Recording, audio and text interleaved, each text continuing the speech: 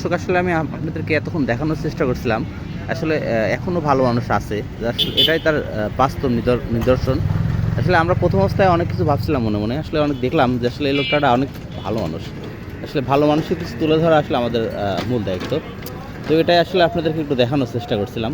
এই ভাইয়ের ব্যতিক্রমধর্মী কিছু উদ্যোগ দেখেন। একটা আসলে রাস্তার আসলে ভারসাম্যহীন একটা মানুষ, তাকে আসলে কিভাবে উনি খাওয়াচ্ছে। আসলে উনি জানে না যে আমি ভিডিও করতেছি, ঠিক আছে। জাস্ট এটা আপনাদেরকে একটু পুরোপুরি দেখানোর চেষ্টা করছিলাম। মানুষ এখনও ভালো মানুষ আছে, জাস্ট এটা আপনাদের দেখানোর চেষ্টা করছিলাম। আসলে আমি আরেকটা বিষয় আপনাদেরকে দেখানোর চেষ্টা করছিলাম।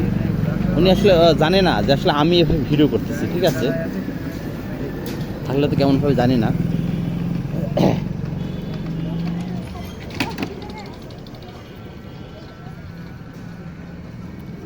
আমার সাথে আসলে কৌশল বিনিময় করতেছে। আসলে এভাবে কেউ আসলে কারোর নিদর্শন করে না, ঠিক আছে।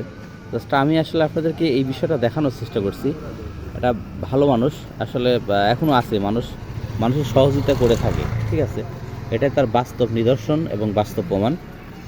তো আসলে আমি এই দিক দিয়ে যাচ্ছিলাম, তখন দেখলাম এই ভাইটা আসলে বাইকটা দাঁড় করে এই ভারসাম্যহীন মানুষটাকে খাওয়াচ্ছে। তো জাস্ট এটাই আপনাদেরকে আসলে পুরোপুরি দেখানোর চেষ্টা করছিলাম। মানুষের মধ্যে এখনও মানবতা আছে, ভালোবাসা আছে, এটাই তার বাস্তব নিদর্শন। তো জাস্ট এটা এর মাধ্যম দিয়ে আসলে আমরা দেখানোর চেষ্টা করছি, বোঝানোর চেষ্টা করছি আসলে আমি চাইলে সবাই এরকম কিছু করতে পারি। তো এটাই আর কি দেখানোর চেষ্টা করছিলাম। চাইলে আপনি এই ভাইয়ের মতো একটা মানুষকে এভাবে ভালোবাসার সাহিত্যে কিছু খাওয়াতে পারেন। তো এটাই আসলে আপনাদেরকে একটু দেখানোর চেষ্টা করেছিলাম।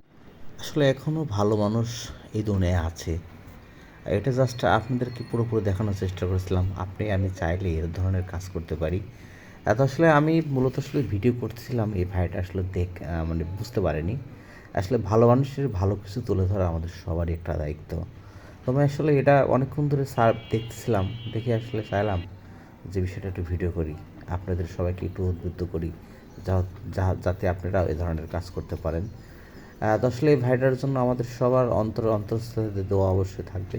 তো আর একটা বিষয় আপনাদেরকে অবহিত করছি, আসলে এরকম মায়ার দৃষ্টিতে আসলে কেউ এভাবে কাউকে খাওয়ায় না। আসলে এই ভাইয়ের তার মনে কী আছে জানি না, তার জন্য আল্লাহর কাছ থেকে দোয়া করি যেন তিনি ভালো কিছু করে এই সাধারণ মানুষটার জন্য, সব মানুষের জন্য। এই বলে আমার পেজ থেকে বিদায় নিতে চাই। আপনারা সবাই ভালো থাকবেন, কাজ করবেন, মহৎ কাজের মাধ্যম দিয়ে আপনার